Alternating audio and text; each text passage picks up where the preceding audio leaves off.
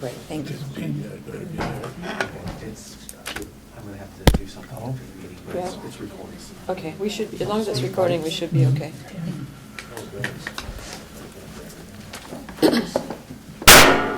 I will call the Cheboygan County Board of Commissioners, March 25th, 2014, meeting to order. I'd like to welcome everyone in attendance this morning, and if you do need an agenda, they are in the bracket near the wall, in the bracket on the wall near the door. Would the clerk please call roll, and Commissioner Redmond is excused today? Commissioner Soki, Here. Commissioner Gauthier, Here. Commissioner Gua, Here. Commissioner Metelsky, Here. Commissioner Wallace, Here. Commissioner Allen. Here. We do have a quorum. The meeting is in session. If everyone would please stand, Commissioner Wallace will lead us in the invocation and the Pledge of Allegiance. So let us pray. Heavenly Father, guide us today as we discuss the affairs of the citizens of Cheboygan County. Help us to make wise decisions on their behalf for the good of all. This we pray in your most holy name. Amen. I pledge allegiance to the flag of the United States of America and to the republic for which it stands, one nation, under God, indivisible, with liberty and justice for all. That brings us down to the agenda, and we will be removing the certificate of appreciation for Shauna Jankowiak. She can't be here today, and we will reschedule that when Shauna is available. With that, are there any other additions, deletions, or changes to today's agenda? Make motion we approve the agenda as amended. I'll support. We have a motion by Commissioner Metelsky and a second by Commissioner Gua to approve today's agenda as amended. Any further discussion? All those in favor? Aye. Any opposed? Motion carried. Agenda approved as amended. Citizens' comment. The Board of Commissioners welcomes public comment. It's an important part of our decision-making process. We do have rules of order, however. If anyone wishes to approach the board, please raise your hand, and when called upon, approach the podium, state your name, and we do have a 3-minute time limit. So with that, is there anyone in the audience who wishes to address the board this morning? Sir, would you approach the podium, please? Yes, I will. My name is Tom Hart, and I'm from Tuscarora Township. And I didn't hear what you changed the agenda to. Oh, we removed Shauna Jankowiak. There was a certificate of appreciation, and she can't be there today. Oh, okay. Then I have a few questions. I haven't been to one of these meetings before. And I noticed you have your comments at the beginning of the meeting. Now, what are we allowed to comment on? On the agenda, or? Anything you want to comment on? Unless it's a personnel issue. If you start, and it's a personnel issue, or road commission issue, or something that needs to be directed somewhere else, Okay. then I will tell you that it's not ours, that you need to go here or here, or. Okay, and I take it questions are allowed as you've answered mine. If we can, yes. Yeah, okay. My first one is, I was over at I'm building a house in Indian River, well, outside of Indian River in Tuscarora. And this thing about what is it? The building codes? Yes. Now that, from the way I understand it and what I've heard, it's some kind of international building codes? Yes, in fact, maybe the administrator can help you with. Oh, okay. Mr. Lawson? Yes. Morning. Good morning. These codes, I checked with the building department because of my situation, that you want to go to international building codes, and they told me that right now they're under the ICC, which is the International Construction Code. They don't use that right now. They have, they have Michigan amendments. They're under the Michigan amendments because they're separate from that. And right now, the only thing they use the ICC codes for are commercial. And I don't know if this involves the residential, or does it? You're referring to sprinkler systems, or? I don't know what you're going to discuss here. Yeah. Yeah. Yeah, under the codes, there's, the state is looking at residential sprinkler system requirements. This came up in 2009, and the state board that reviews that recommended not to do that at the time. This is back in front of that board, which is going through DLEG for the state department, and they're going to make a new recommendation to the director for that particular item. So this is a resolution that basically allows the board to make a statement that they're not supportive of that regulation for residential sprinklers. Okay, but the commercial will stand. Yes, commercial has been there a long time. Okay, thank you very much. Does was that my answer your only question? Yeah, he did. Thank you. Anyone else at this time?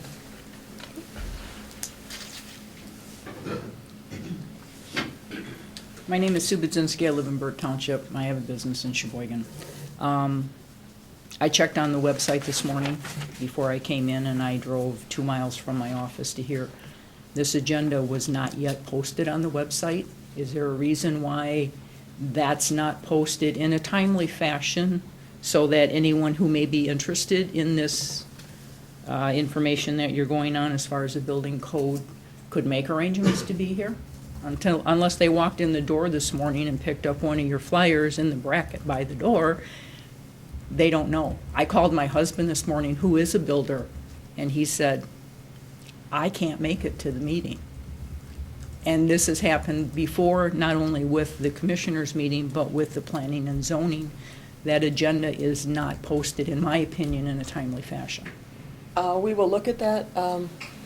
I don't usually check the website to see if it's on there because I get it, but I do know that there's some issues with things not getting put timely on the agenda. I was made aware yesterday that our minutes have not been put on timely. I think they're back to September of 2013. So I did talk to the administrator about that, and we will be addressing both. I hadn't heard anything about the agendas being late, though. Yeah, I don't think in the past our agendas have been posted online. Yes, So they have have. they? Mhm. Okay. IT does. How long ago was that, though? I sent I'll talk to you later about that. Yeah, we will do what we can to correct that. Okay, and my second comment is, at the beginning of these meetings, and I've been to a couple of these, so I don't know how big of an issue this is, but at the Planning and Zoning Commission, in my opinion, again, I think these speakers should be checked a lot earlier prior to the meeting and up and working, because sometimes it is very difficult to hear what's being said in the back of the room. Good points. That's it. Good points, well taken. We will look into both. Thank you.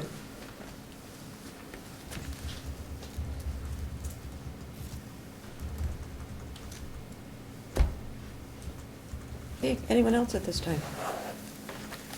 No further citizens' comment. Scheduled visitors and department reports. And first is Wolverine Schools recognition of Sheriff's Department for Security Grant. And this would be Mr. Joe Hart, Superintendent of the Wolverine Schools. Good morning. Good morning, and thank you. I presented the commissioners with a letter earlier at your seats, and what I wanted to do was just stop up and personally recognize and thank the Sheriff's Department for the work that they've done to assist us. As my letter states, we're in the business of education, and at times it's difficult to think about what we need to do in this day and age for security, so we do rely on them immensely for that. And last June, we were contacted by Jody in the Sheriff's Department in regards to a grant possibility.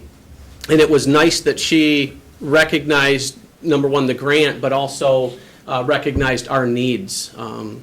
We are in Cheboygan County. We're down in that corner, and sometimes feel like we're a little obscure down there. But it was nice to have that contact from Jody.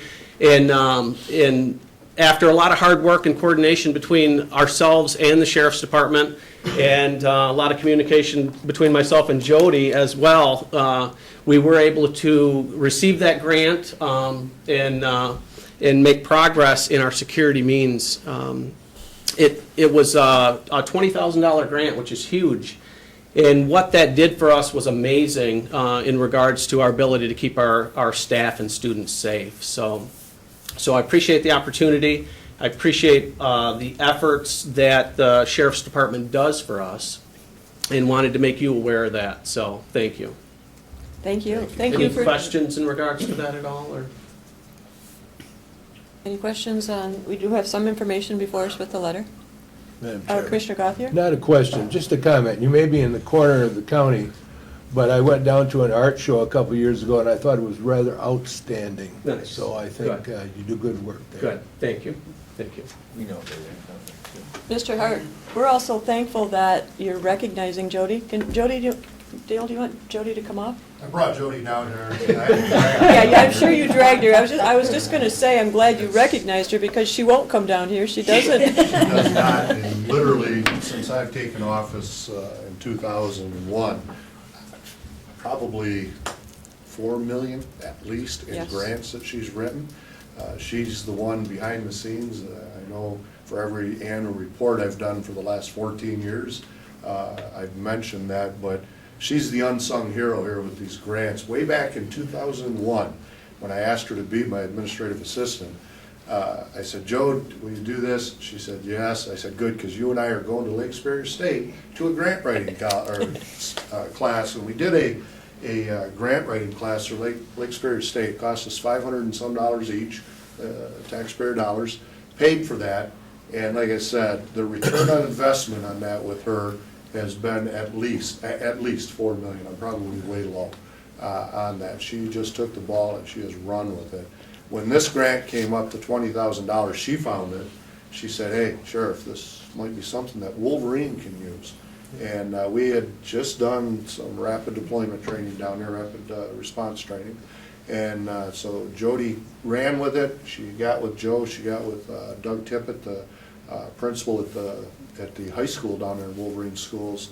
And what the product that they've got now is just immensely helpful from where we started as far as the security aspect. But once again, this morning I told Joe that Joe was coming. And she said, "Well, I'm not going." Yes. And I'll add, I mean, it is extra, I recognize that taking this on is actually extra work for her, and it's amazing, you know, her willingness to do that. And even to the point of, there was times since last summer that she made sure I had a different email address because she wasn't even going to be in the office, so that we could keep going forward on this and make sure that everything was in place for the grant. So it's definitely above and beyond on her behalf.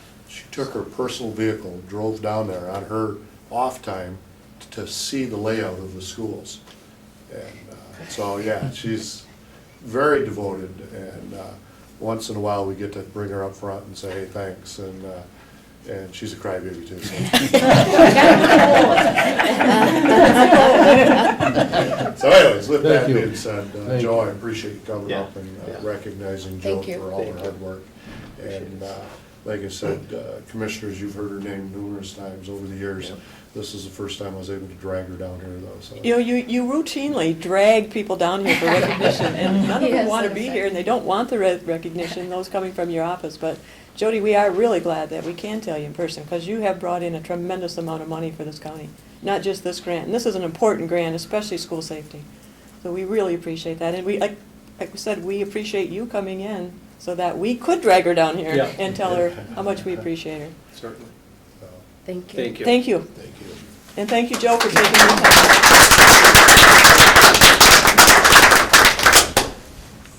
Okay, we will follow that with the sheriff's 2013 annual report. Do you need the lights off, Dale? I do, commissioners, but just a couple of things before we get going. Number one, thanks to Carrie.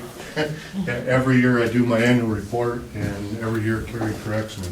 And now she's my sounding board, and what anything that does get by Jody doesn't get by Carrie, that's for sure.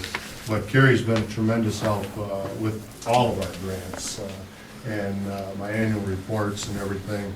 We couldn't do it without her, so thanks again, Carrie. I know she just amazes me with, I'll say, "Carrie, what about this line item?" "Oh, yeah, that." I don't know how she remembers it all. Carrie is the keeper of the gate. Yes, so we truly appreciate what you do. So, with that, as soon as this thing boops up. Dale, speak loud too, because again, those speakers are not I will. working back there. Once again, commissioners, I appreciate the opportunity, ladies and gentlemen, to come and present my annual report. Since I took office in 2001, I've made it a annual report to come down here because for those of you that don't know, I know the commissioners know, I know Carrie knows, but the Sheriff's Department is the largest part of the county budget because, and it's not uncommon, it's the same in all counties in the state of Michigan, that law enforcement, your first line out there as far as public safety is expensive. The other thing that's unique about a sheriff's department in the state of Michigan is that we are mandated by the state constitution to have a jail. And so there are 5 divisions within the sheriff's department. There's the administrative, there's the road patrol, there's the jail, there's the marine, and there's the snowmobile ORV. And so it is a big department, and I think it's imperative that the taxpayers know where their money is being spent. So for the last 14 years, I've given the report. And every year I started out with, through cooperation and mutual respect, I believe we have moved and continue to move our sheriff's department forward with the utmost professionalism and fiscal responsibility. As I step through the budget and the different line items that I've highlighted here, you'll see, and I know some of the commissioners that have been here for a while, without dating anyone, understand where we started and where we're at today as far as the fiscal responsibility. But the reason that I put in there we and I italicize it and I underline it is because I could not do what my department does without the workers that I have, Jody's and all the rest up there, and also the mutual respect and the cooperation I get from this county board. We have made numerous changes in the last 14 years, and the only way I can do some of those changes is through cooperation. This cooperative effort, I believe, is what has allowed us to move this department forward over the last 14 years. And I can tell you, without throwing anybody under the bus, that that is not commonplace. There's many places that it is a battle between the sheriff and their county board. And so I always tried to put a plug in for this board because this board has worked with me so well. But 2013 budget, I believe we have wrapped it up, right, Carrie? And the approved expenditures that I had put in for in 2012 was $3.2 million. We did actual expenditures of just over $3 million, about 3.1, with an unexpended balance of about $107,000, which is about 3.4% of the approved expenditures. My degree, for those of you in the audience, is in business administration, is not in criminal justice. And so that percentage of the approved expenditures is our ballpark. I try to keep it 5% or below, and we've been very successful. On the revenue side, because with the approved expenditures and the actual expenditures, we also have revenues. We bring different revenues in. The one thing I want to point out again this year is the out-county boarding fees. That used to be about $250,000 when I first took office, and it was because we were able to house for other counties, mainly Oakland County was our big one, and we used to have lots of bed space that was open and we could board it out. Anymore, and you'll see as I go further into my report, that we just don't have the bed space to rent out anymore. It's an 82-bed jail facility, and we're full. The inn is full, and you'll see that later on. Diverted felons was up a little bit. About 52,000. That's where the state, if it meets certain brackets for sentencing guidelines, the diverted felons could either go to prison or stay in a county jail. And when they hit those brackets, when we keep them in the county jail, the state pays us to do that, a certain amount of money per day, per bed. And so that's up a little bit from last year. Inmate telephone, that is probably one of my biggest headaches from the families and loved ones of the inmates. It costs us an X amount of dollars, taxpayers, to have our inmates and those that won't follow societal rules. And so they're allowed to use a telephone to call their loved ones, but they have to buy these cards, and so it charges them. And so we give back to the taxpayer a little bit if they want to have that luxury of making those phone calls. About 32,000. In-county boarding fees, that's what we charge our in-county inmates when they go to jail. It's X amount of dollars per day, but the return on that is probably less than 3%. Actually, what we bill, what we get back. But we try to recoup, and we do recoup a little bit for the taxpayer. Work release, that is a court-ordered program where if they meet the certain guidelines it has to be low-risk inmate, naturally, but, and they have a job, we try to ensure through the courts that they're allowed to keep those jobs. Because when they get out of jail, they're still gonna have to work, or at least support themselves or a family. And so, but they are charged $10 a day, I believe it is, to go out and be able to do that, because the staff has to book them in, book them out type thing. And I shouldn't say book them, but it's releasing them, bringing them back. It's an administrative fee. It's very low, but once again, it's just a small stipend back to the taxpayers for the inmates to try to pay. And then all others, that's our different grants and so forth and charges that we do in the jail. So about $228,000 was the revenue in the jail itself. Moving on to the road patrol, most of these, if not all of them, are road patrol division grants. 416 is a state grant that the state pays us to have a deputy patrol secondary roads in the county. That is down from previous years, but up from a little bit from last year, I believe. The burn grant, the only reason I put that in there, commissioners, is so you have situational awareness on that. The burn grant was 0 for 13, but it's because we're still catching up. Now, next year, you'll see a huge spike in that. It's because of the burn grants that we continue to put in for. And it's not because Jody did anything wrong, so it's just a catch up. The Stone Garden Department of Homeland Security grants, $16,000. That'll spike again next year, but that is for patrol and also equipment that we get through the state. It's a flow through from the federal DHS grants. Officer training grants, that's the state once again for training our road patrol officers. DNR Marine Safety Grant, that again fluctuates. It's what's called a usage grant from the state of Michigan, and it somewhat offsets our cost to run our Marine division. It's supposed to be a 60-40, but it's more like a 25-30%, wouldn't you say, Carrie? 61,320 out of about 190. So you can do the math on that. Snowmobile safety, that is a grant from the state again to have our snowmobile patrols out there. The DNR ORV grant, another state grant. Some of these grants are 100%, and some of them are matching grants. But each one of them, those are just for the different specialty patrols that we do out there. It's a cooperative effort with the state so that we assist the DNR in some of these areas. BERT, MAPS, Black Lake, those are the different private lake associations that want extra patrols. That is the one where you see my young part-time deputies, usually they're criminal justice students that are in college. And what we do is we contract with the lake associations. It's 100% funded.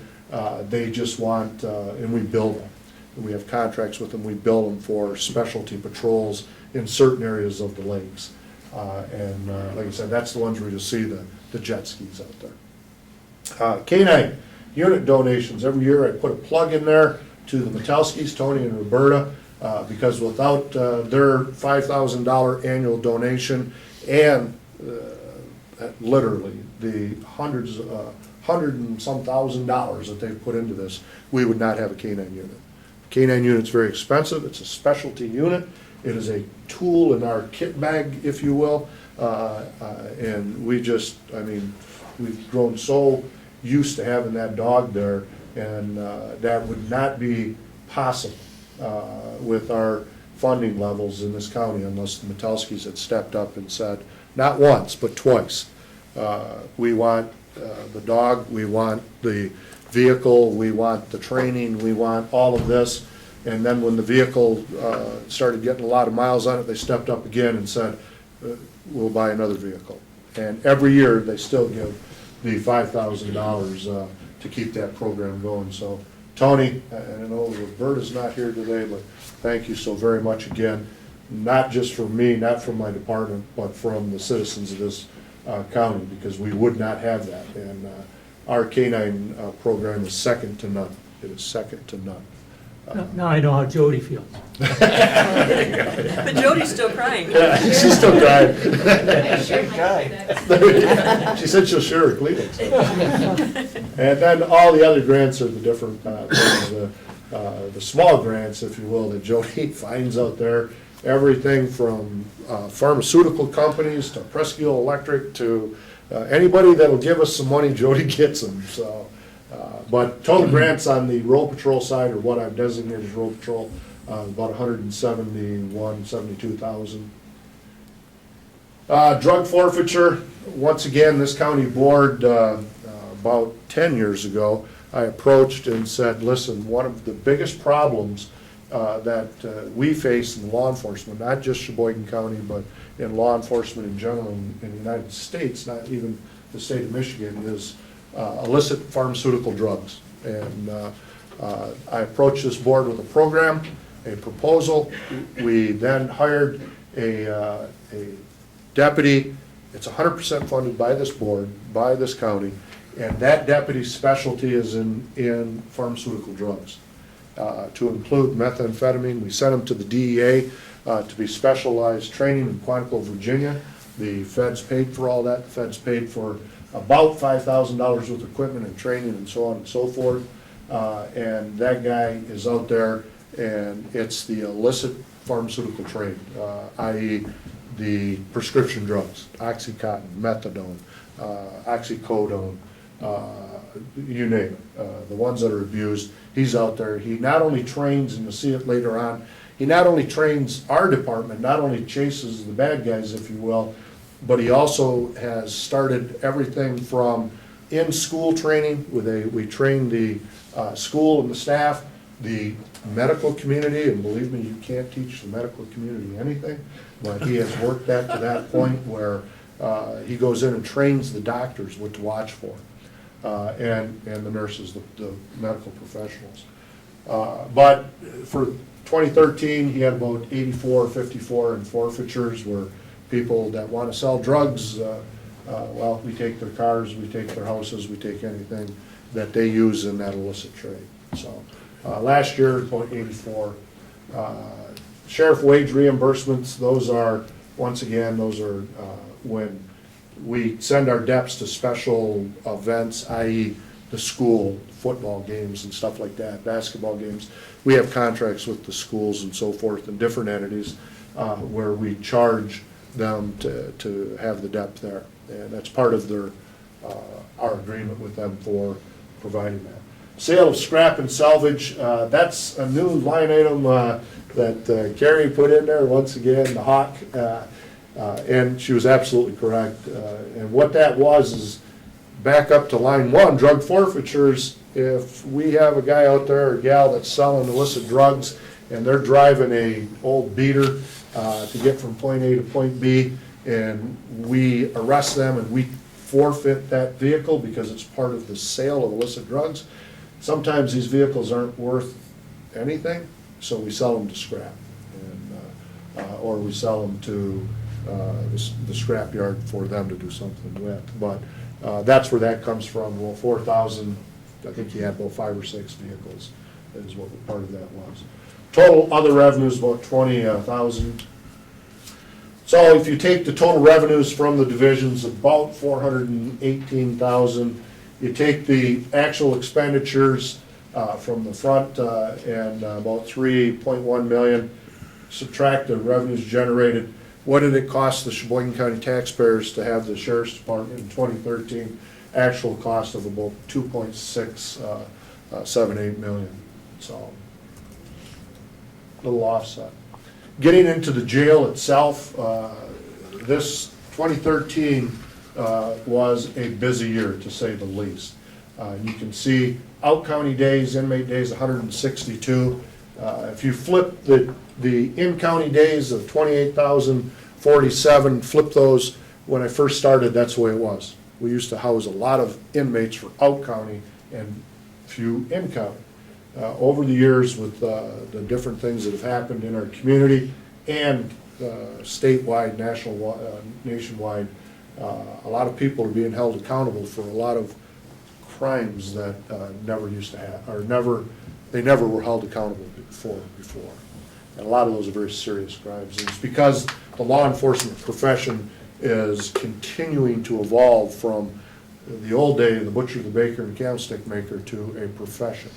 And a lot of these things, and I'll just use one, child abuse.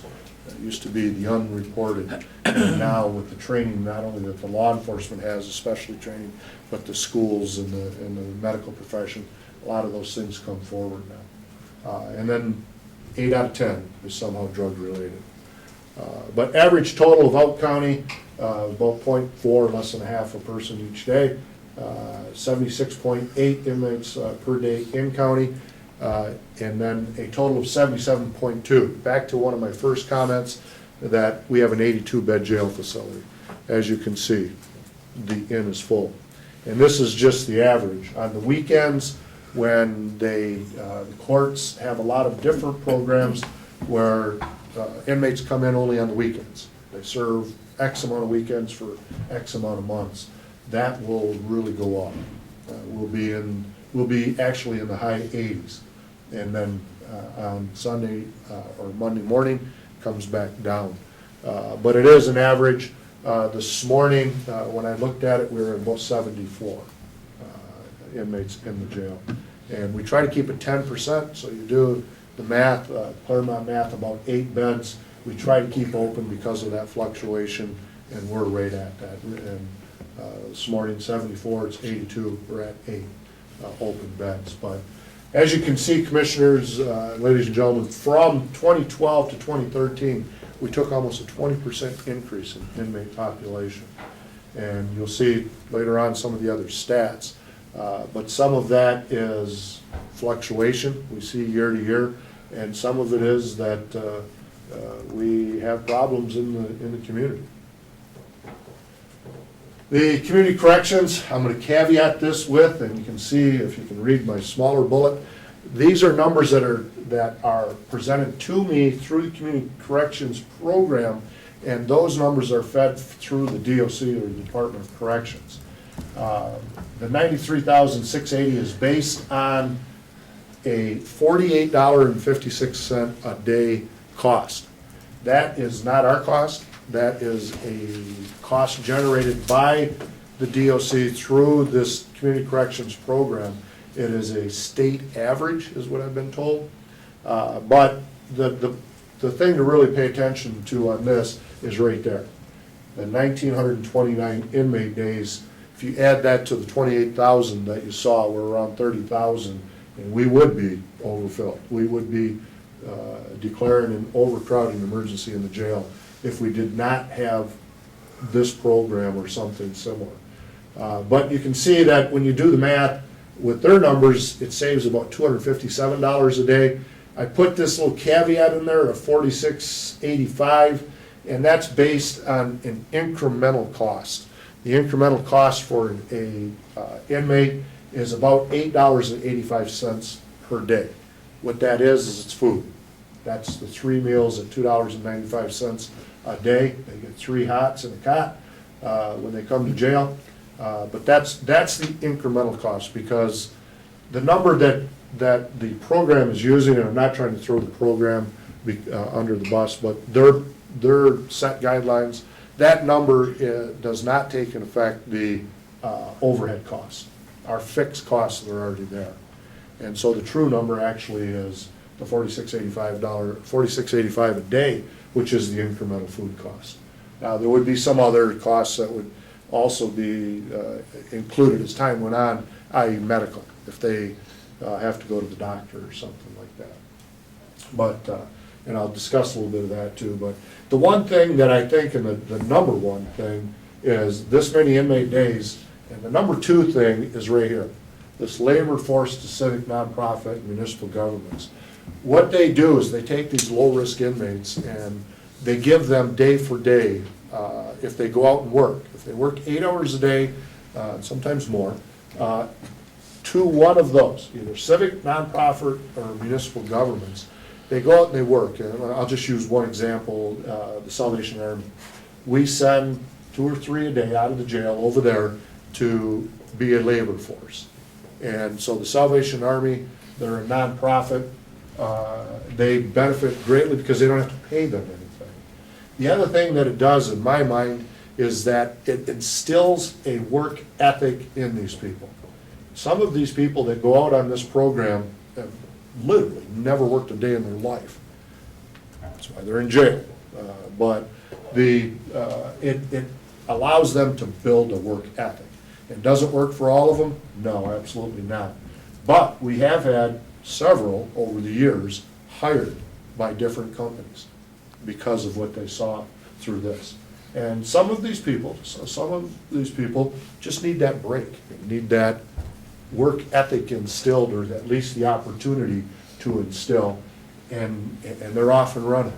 And as the old adage says, if you save one, is it worth it? That's a cost estimate that you can't really do. But I do think that this program is a vital program for our community, for our jail, and the program manager, Maria Frick, she is in our jail every day.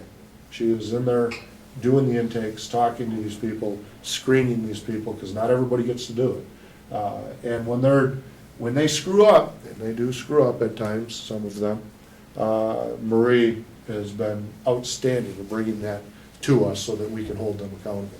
And the accountability part of it is they just don't get to do it anymore, and they get to spend the rest of their time in jail. But it's a day-for-day thing. Road Patrol statistics for 2013, you can see we had an 11% increase in logged calls.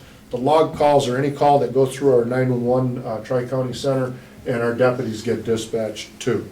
And yes, your dad is part of the problem, but it's an increase. You can also see that there was a huge increase in arrests for 2013, and those are both felony and misdemeanor arrests. But almost a 60% increase from 2012 to 2013. What I attribute that to is this county board, 2 years ago, I approached them, 18 months ago actually, I approached them and asked them to give me 2 more deputies because the state police closed their post here. There is very, very limited state police patrol here. It's not a hit on the state police. It was a restructuring from Lansing that was imposed upon them.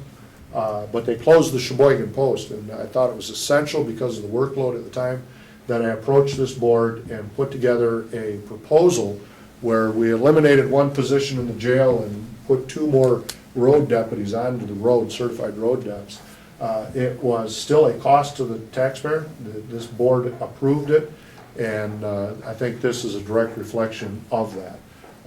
It used to be the state police handled about 50% of our criminal complaints and calls, and now they're just not there. And so I think that is a direct reflection on this board and this department working together to ensure the security of our community.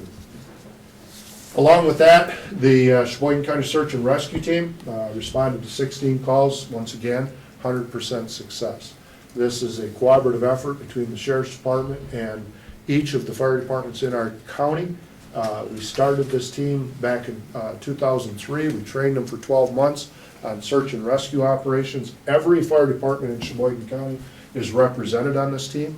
There's right now 52 members. And we trained quarterly on, the first 12 months we trained every month.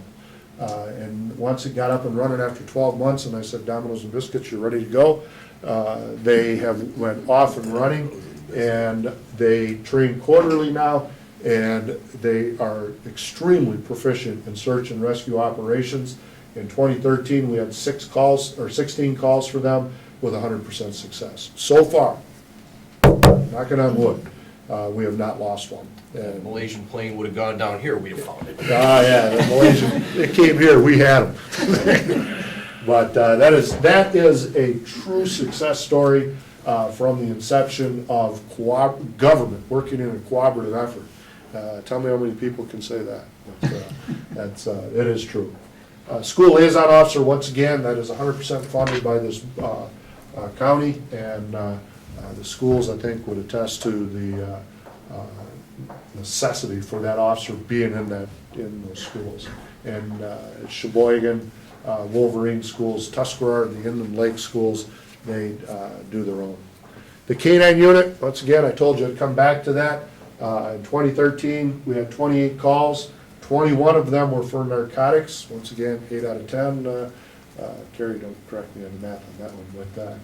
But tracking for and other was 3. It is one of those tools in our kit bag that we go to all the time. And every year I give somewhat of an example, and this year, nothing different.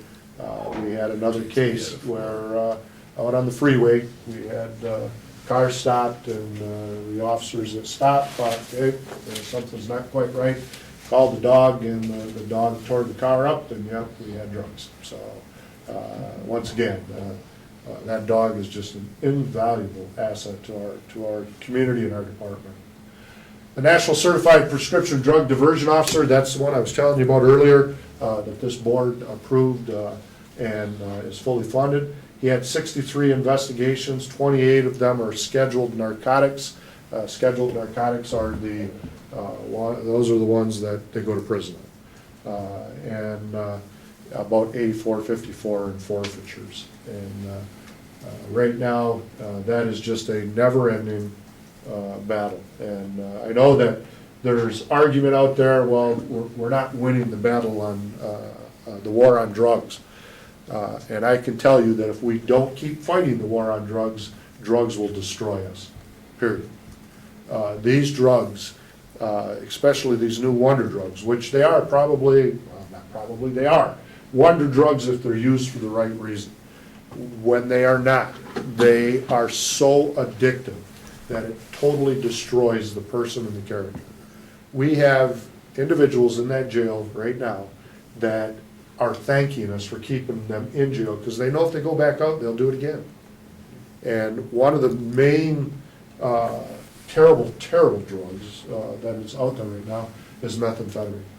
And I just invited the press, and I know the board knows, this Thursday, the 27th at 6:30, we are, once again, the Sheriff's Department is hosting a forum where we have invited all law, all EMS, all fire, the press, and the commissioners, and all the community leaders, to get an update on the manufacture of methamphetamine.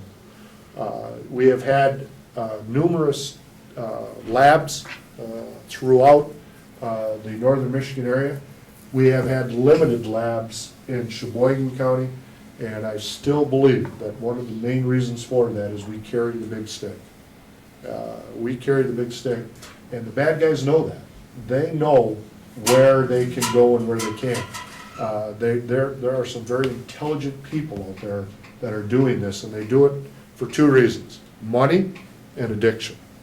And we continue to carry that big stick. This is part of it, and if we do not fight the war on drugs, drugs will win. It's not going to stop because we stop fighting.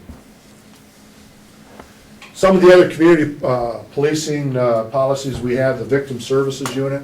It's one of the programs we started when I took office. They are trained, they are all volunteers. They assist law enforcement. They are trained through the Michigan Sheriff's Association. Right now, I believe we're down to about 8, but they are 100% volunteers. And what they do is if we have a very traumatic or tragic thing, i.e., say, Grandpa and Grandma are retired to Cheboygan County, the rest of the family lives downstate. They come up here to the Great North to retire, and Grandpa dies in his sleep. And law enforcement has to go. It's called an unattended death. We have to do the investigation. But they then call the Victim Services Unit. These volunteers will respond right to the home, and they'll sit with grandma and help grandma through until other family members get there, or in some cases where there are no other family members, they'll step them through everything from getting a hold of the funeral homes to actually getting a hold of their pastor or whatever the case may be, and help them through that grieving process. They are not long-term counselors, they are short-term, a shoulder to lean on. Give them a lot of credit, they get called on every month on something, anything from unexpected death to, car accidents, rapes, child abuse, you name it, fires, they're there. Senior Safe Community Awake Program, I go to each one of the senior centers in this community every year and update them. I do it personally, update the seniors at the senior centers as to what the scams and what to look out for, how they can secure their homes and themselves. Project Lifesaver, huge program that we started on a grant. It costs the county taxpayer nothing. It is looks like a wristwatch that we go out and we put on dementia patients or Alzheimer's patients that are classified wanderers, and we put this wristwatch on them, if you will. It's a GPS.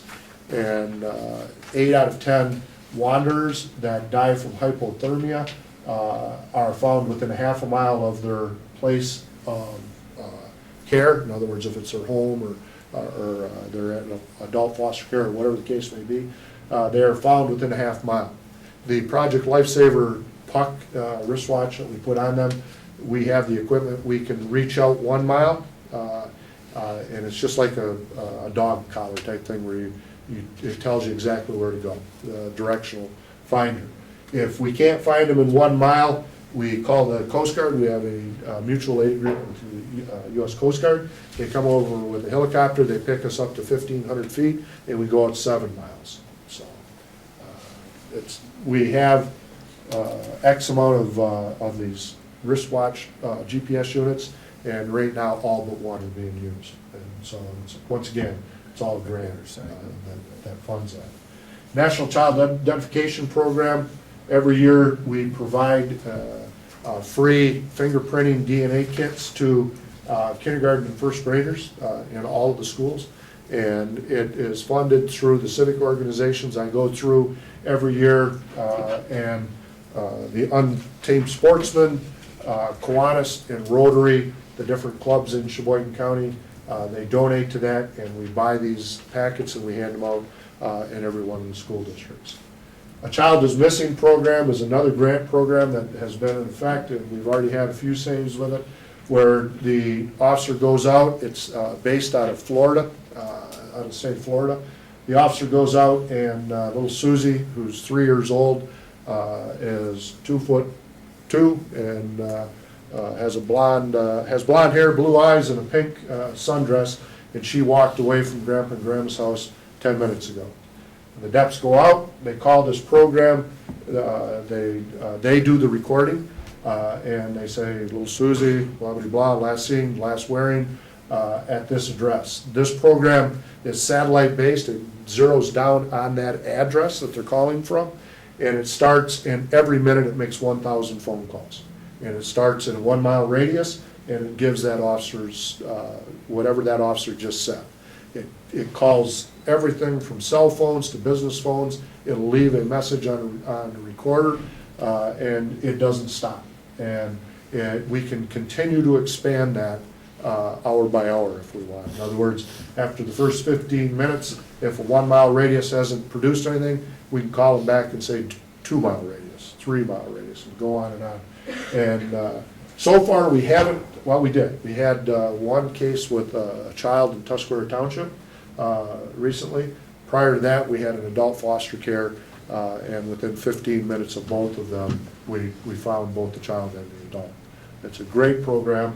It's a grant that we, once again, Jody wrote way back when.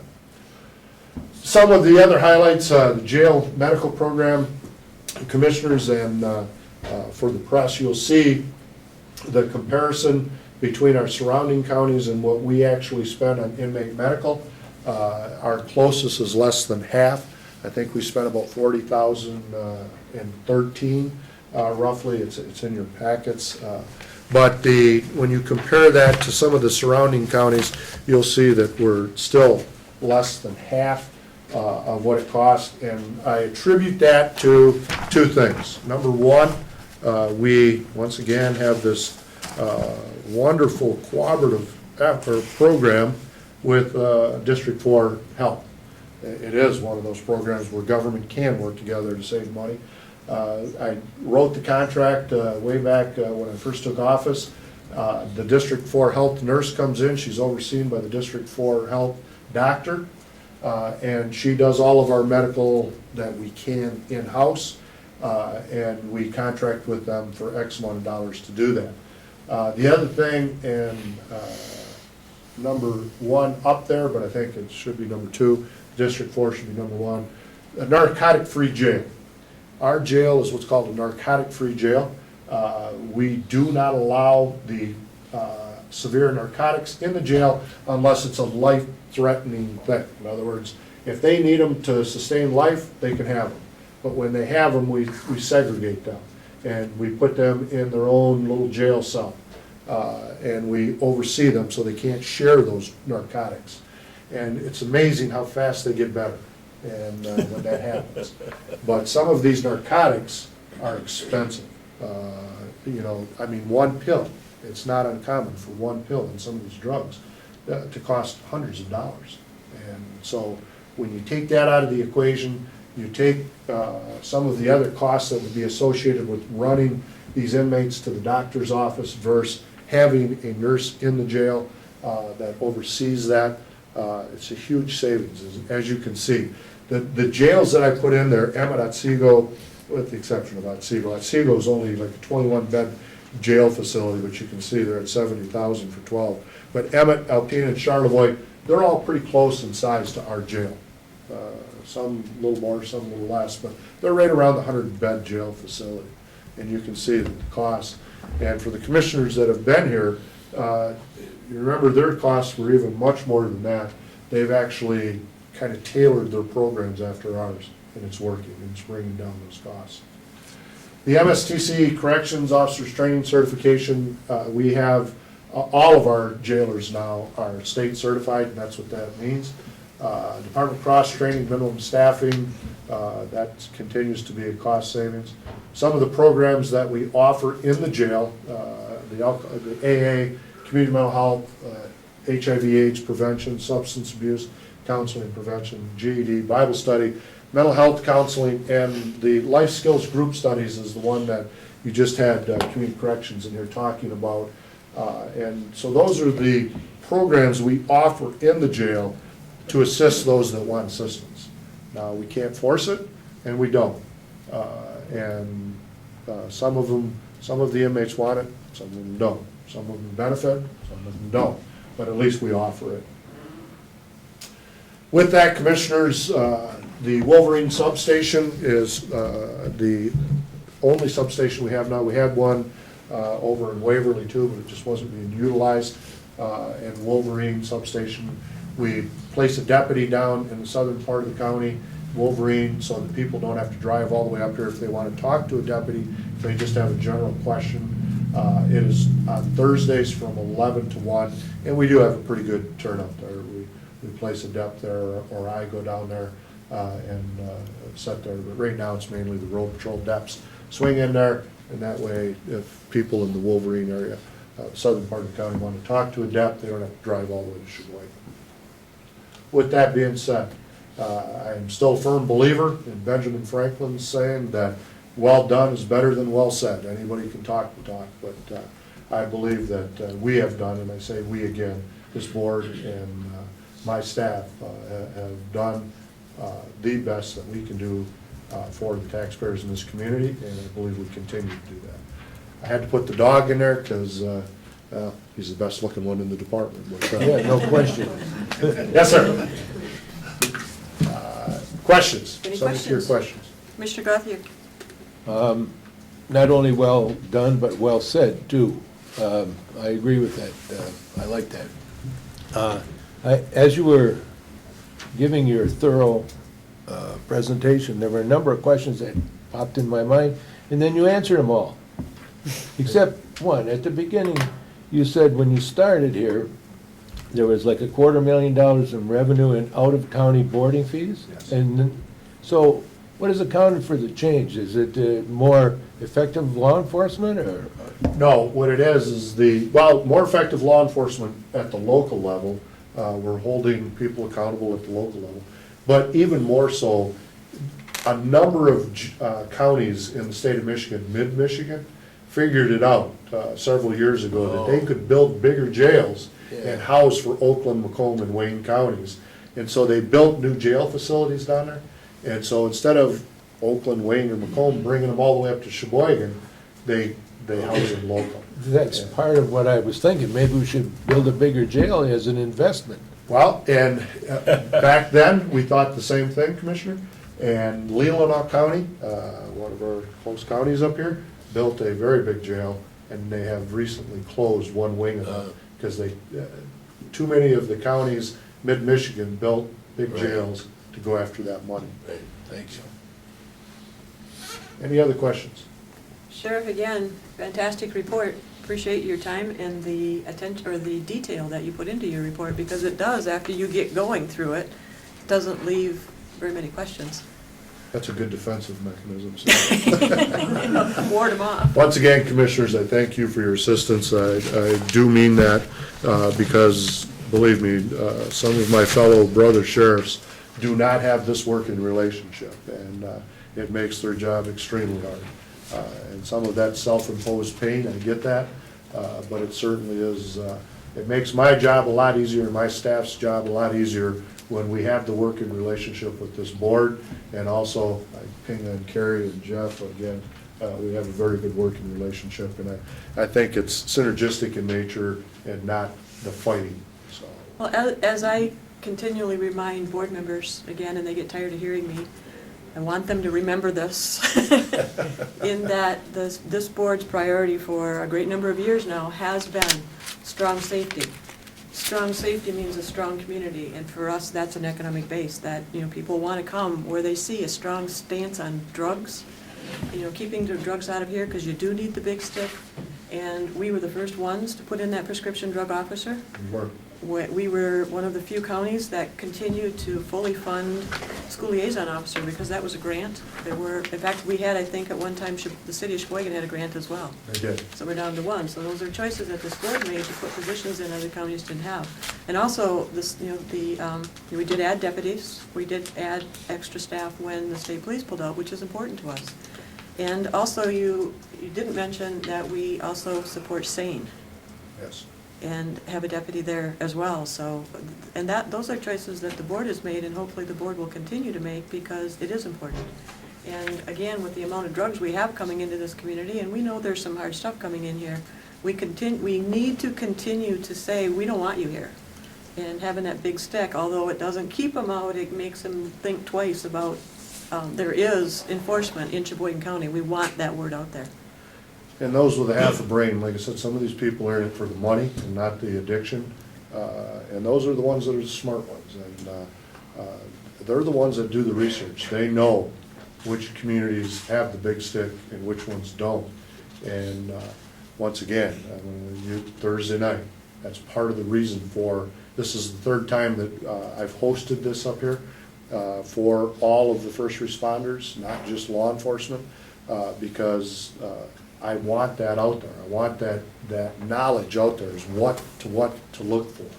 And we've nipped it, and like I said, I can tell you that down to the point where we've had parents, had a parent that was a fireman, still a fireman, but was a fireman, did the training, and noticed what he thought was a one-pot meth starting from his kid.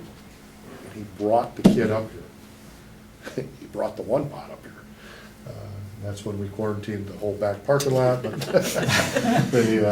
it's education. It's education, and not just carrying a big stick, but educating the public, the first responders, what to look for. And that's why I open it up to all of you, the press included, invite you to come to our training on Thursday night. Jason Veroni, specialist in that field, is going to give the training, do the presentation. And the Cheboygan County Firefighters Association is co-sponsoring this with me. EMS is going to be there. We've invited the docs, the nurses. We've invited everybody we can think of, just like we have the last 2 times, to come to the training. And, it's not open to the general public, sorry, but it's just because of space limitations as far as how many can get in there. Because the last time we did it, last 2 times we did it, we had well over 200 people attend.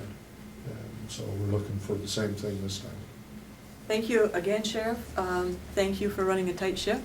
Thank you for the fantastic staff that you have. And thank you, Jody, for coming up. Because again, Thank you for not crying the whole time. when you see the list of grants, though, and you see the revenue that it came in, and it is a help to the taxpayer that those expenses are covered in that area. And it takes a lot of work and it takes a lot of expertise. And Jody doesn't make one extra penny for doing that. She does not. She takes it home and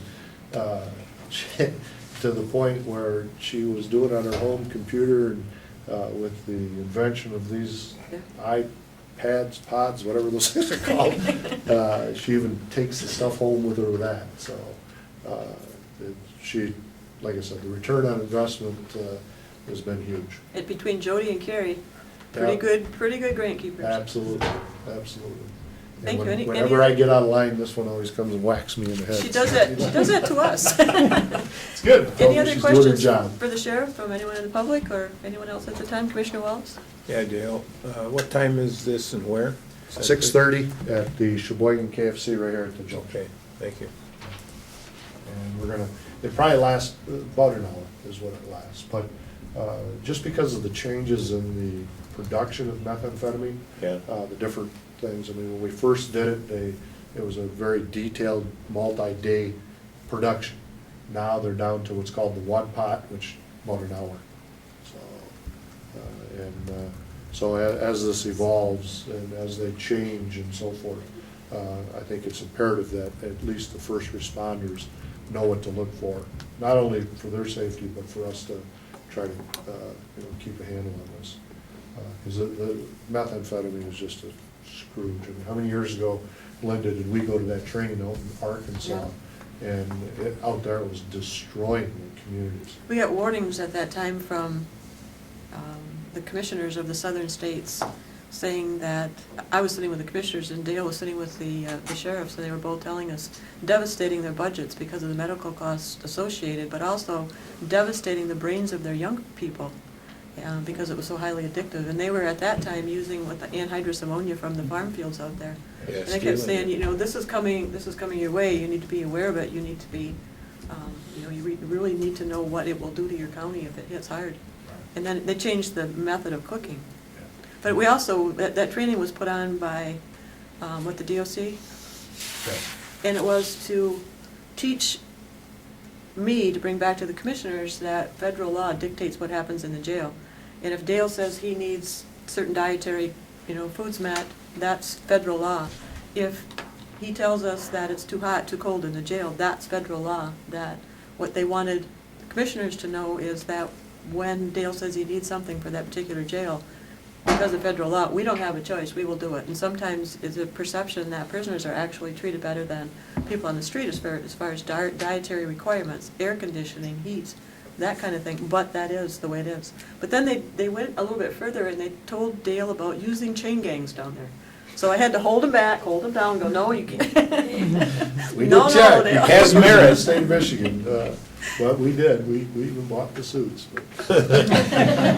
What was more amazing to me too is that when there were what, 150, maybe 200 people in this conference, and our sheriff could have taught the courses on how to manage a jail, how to keep personnel, because there was major turnover with every sheriff that we spoke to in that area.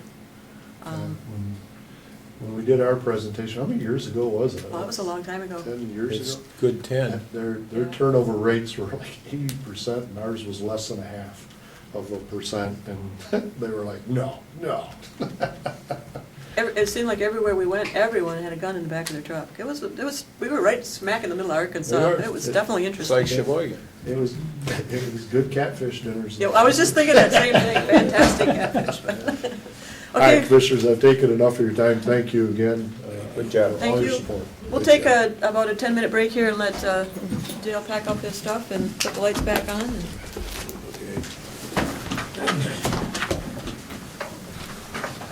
I was thinking about that.